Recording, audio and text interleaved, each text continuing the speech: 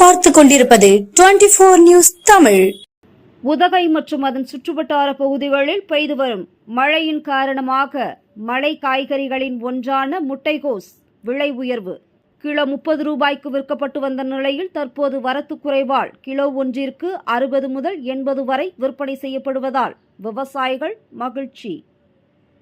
மலை மாவட்டமான நீலகிரி மாவட்டத்தில் தேயிலை விவசாயம் பிரதான தொழிலாக திகழ்ந்து வருகிறது. இதற்கு அடுத்தபடியாக மாவட்டத்தில் மலைத்தோட்ட காய்கறிகளான கேரட், பீட்ரூட், உருளைக்கிழங்கு, முட்டைகோஸ், பீன்ஸ், பூண்டு உள்ளிட்ட பல்வேறு மலை காய்கறிகளை விவசாயிகள் பயிரிட்டு வருகின்றனர்.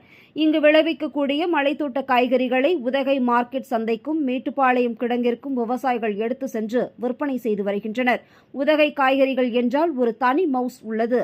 குறிப்பாக சென்னை, கோயம்பேடு, திருப்பூர், ஈரோடு உள்ளிட்ட சமவெளி மாவட்டங்களுக்கும் அண்டை மாநிலங்களான கேரளா, கர்நாடகா உள்ளிட்ட மாநிலங்களுக்கும் அனுப்பி வைக்கப்படுகிறது.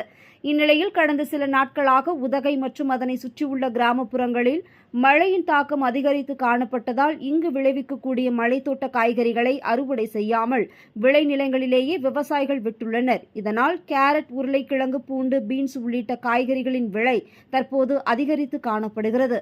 இதனால் இல்லத்தரசிகள் பெரும் கவலையடைந்துள்ளனர். இந்நிலையில் உதகையில் விளைவிக்கக்கூடிய காய்கறிகளில் ஒன்றான முட்டைகோஸ் தற்போது அறுவடை செய்ய தொடங்கியுள்ளனர்.